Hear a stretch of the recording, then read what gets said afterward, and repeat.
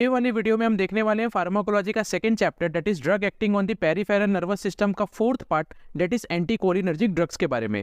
इस वीडियो के पहले हमने introduction to nervous system, steps involve in neuro humoral transmission and cholinergic drugs को अच्छे तरीके से कवर किया है। और अगर अभी तक आपने ये वीडियो को नहीं देखा है जो कि आपके एग्जाम पॉइंट ऑफ व्यू काफ़ी ज़्यादा इंपॉर्टेंट है, तो आपको इन सब वीडियो का जो लिंक है डिस्क्रिप्शन बॉक्स में मिल जाएगा, वहां से जाके आप ये वीडियो भी देख सकते हैं एंड इन वीडियो लेक्चर का जो पीडीएफ नोट्स है वो भी आप डाउनलोड कर सकते हैं। सबसे पहले हम ये देख लेते हैं कि एंटीकोलिनर्जिक ड्रग्स का डेफिनेशन क्या है। Anticholinergic drugs are the medications that block the effect of acetylcholine. अगर हम बात करें इसके डेफिनेशन की, सो एंटीकोलिनर्जिक ड्रग्स ऐसे ड्रग्स होते हैं, ऐसे मेडिकेशंस होते हैं जो एसिटाइलकोलिन के एक्शन को पूरी तरह से ब्लॉक कर देते हैं, एसिटाइलकोलिन के एक्शन को पूरी तरह से कम कर देते हैं। जैसा कि हमने पिछले वीडियो लेक्चर में देखा था कि एसिटाइलकोलिन ये एक इंपॉर्टेंट न्यूरोट्रांसमीटर होता है पैरासिम्पैथेटिक नर्वस सिस्टम में, जो कि काफी ज्यादा इंपॉर्टेंट रोल निभाता है। ये जो एंटीकोलिनर्जिक ड्रग्स है इसको हम पैरासिम्पैथोलाइटिक ड्रग्स या फिर एंटी मस्कैरिनिक ड्रग्स भी बोलते हैं।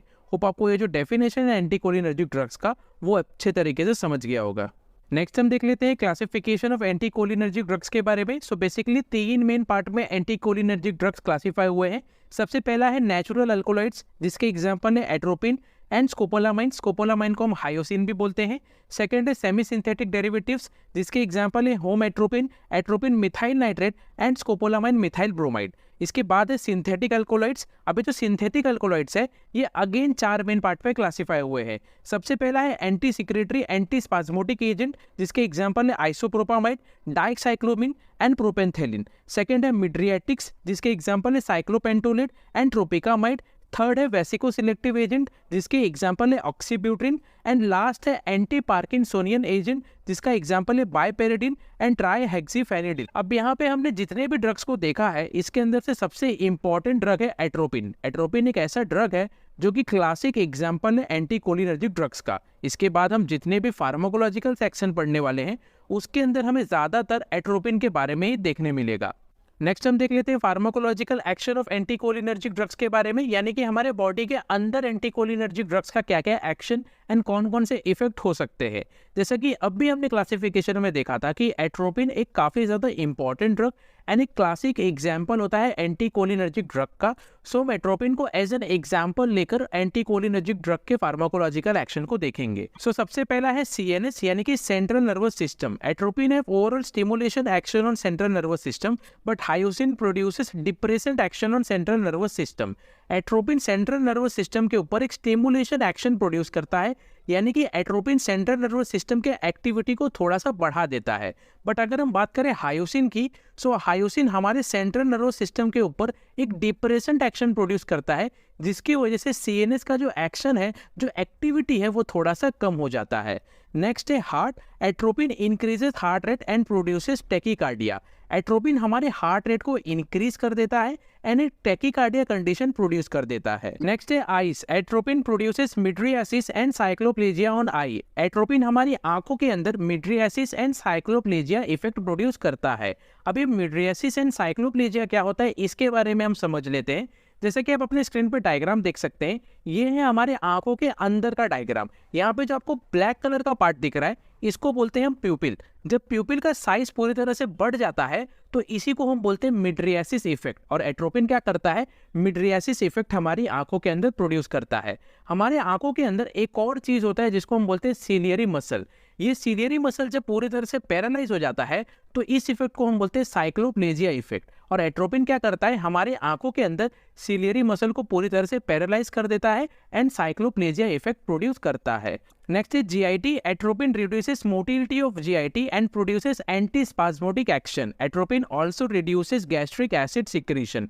एट्रोपिन हमारे गैस्ट्रो इंटेस्टिनल ट्रैक का जो मोटिलिटी होता है उसको काफी ज्यादा कम कर देता है एंड एक एंटी स्पाज्मोटिक एक्शन प्रोड्यूस करता है, यानी कि एट्रोपिन हमारे गैस्ट्रो इंटेस्टिनल ट्रैक का जो मूवमेंट होता है उसको काफी कम कर देता है। एंड अगर हमारे गैस्ट्रो इंटेस्टिनल ट्रैक के अंदर किसी भी टाइप का मरोड़ है, किसी भी टाइप का जकड़न होता है तो उसको भी पूरी तरह से ठीक कर देता है। अगर हमारे किसी भी टाइप का जकड़न या किसी भी टाइप का मरोड़ गैस्ट्रो इंटेस्टिनल ट्रैक के अंदर खत्म हो रहा है तो उसी एक्शन को हम बोलते हैं एंटी स्पाज्मोटिक एक्शन।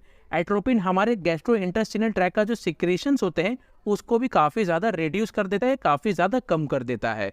नेक्स्ट है respiratory tract. Atropine produces bronchodilation by relaxing bronchial muscles. हमारे लंग्स के अंदर, हमारे रेस्पिरेटरी ट्रैक्ट के अंदर ब्रोंकियल मसल्स होते हैं और एट्रोपिन क्या करता है, इसी ब्रोंकियल मसल्स को पूरी तरह से रिलैक्स कर देता है, जिसकी वजह से हमारे रेस्पिरेटरी ट्रैक्ट के अंदर एंड हमारे लंग्स के अंदर एक ब्रोंकोडाइलेशन नाम का कंडीशन प्रोड्यूस हो जाता है।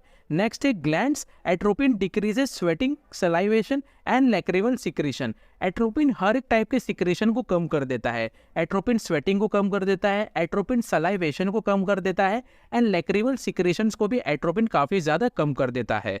लास्ट है urinary tract. Atropine decreases the tone of detrusor muscle which causes less urine output. Atropine क्या करता है, हमारे यूरिनरी ट्रैक्ट के अंदर डेट्रेसर मसल्स जो होते हैं उनके टोन को, उनके मूवमेंट को काफ़ी ज़्यादा कम कर देता है। और जब हमारे डेट्रेसर मसल का मूवमेंट और टोन काफ़ी ज़्यादा कम हो जाता है, तब हमारे बॉडी के अंदर यूरिन का प्रोडक्शन जो होता है, यूरिन का जो आउटपुट होता है, वो काफ़ी ज़्यादा कम हो जाता है। सो ये तो था pharmacological action of anticholinergic drugs. Hope आपको अच्छे तरीके से समझ गया होगा। नेक्स्ट हम देख लेते हैं डोज ऑफ एंटीकोलिनर्जिक ड्रग्स के बारे में, यानी कि एंटीकोलिनर्जिक ड्रग्स का नॉर्मल डोज क्या होना चाहिए। सबसे पहला ड्रग है एट्रोपिन मेथोनाइट्रेट। इसका नॉर्मल डोज होता है 2.5 मिलीग्राम से लेकर 10 मिलीग्राम तक एंड इसको हम ओरल रूट के जरिए या फिर इंट्रामस्कुलर रूट के जरिए ले सकते हैं। सेकेंड ड्रग है हायोसिन ब्यूटाइल ब्रोमाइड। इसका नॉर्मल डोज होता है 20 मिलीग्राम से लेकर 40 मिलीग्राम तक एंड इसको हम ओरल रूट के जरिए, इंट्रामस्कुलर रूट के जरिए, सबक्यूटेनियस रूट के जरिए एंड इंट्रावेनस रूट के भी जरिए ले सकते हैं। थर्ड ड्रग है इप्राट्रोपियम ब्रोमाइड। इसका नॉर्मल डोज है 40 माइक्रोग्राम से लेकर 80 माइक्रोग्राम तक एंड इसको हम इनहैलेशन रूट के जरिए ले सकते हैं। लास्ट ड्रग है प्रोपेनथेलिन। इसका नॉर्मल डोज होता है 50 मिलीग्राम से लेकर 30 मिलीग्राम तक एंड इसको हम ओरल रूट के जरिए ले सकते हैं। सो ये तो था dose of anticholinergic drugs. Hope आपको अच्छे तरीके से समझ गया होगा। नेक्स्ट हम देख लेते हैं इंडिकेशन ऑफ एंटीकोलिनर्जिक ड्रग्स के बारे में, यानी कि एंटीकोलिनर्जिक ड्रग्स का यूजेस क्या क्या है, इसको कौन कौन से कंडीशंस में हम इस्तेमाल कर सकते हैं। It is used as antispasmodic agent to reduce spasm in gastrointestinal tract. So anticholinergic drugs को हम एंटीस्पाज्मोटिक एजेंट की तरह यूज कर सकते हैं, यानी कि अगर हमारे गैस्ट्रोइंटेस्टाइनल ट्रैक्ट में किसी भी टाइप का जकड़न हो जाता है, किसी भी टाइप का मरोड़ हो जाता है, किसी भी टाइप का स्पाज्म हो जाता है, तो इसी सब को ठीक करने के लिए हम एंटीकोलिनर्जिक ड्रग का यूज कर सकते हैं। It is use as mydriasis. So anticholinergic drug का यूज हम एज अ मिड्रियासिस एजेंट भी कर सकते हैं।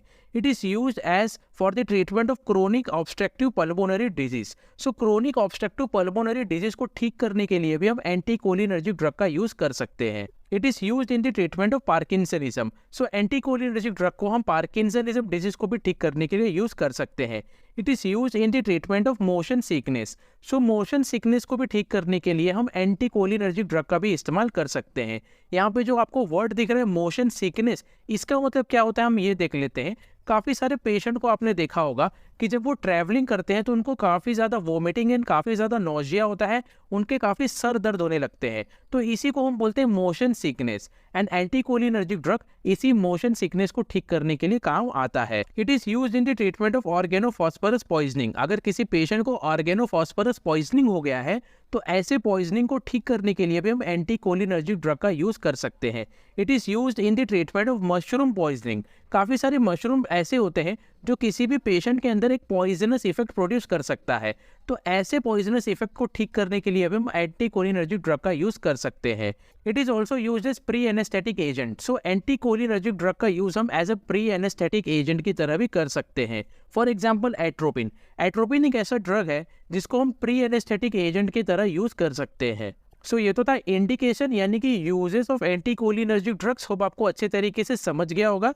नेक्स्ट हम देख लेते हैं Contra indication of anticholinergic drugs, यानी कि कौन कौन से डिजीज में, कौन कौन से कंडीशंस में हम एंटीकोलिनर्जिक ड्रग्स को नहीं खा सकते।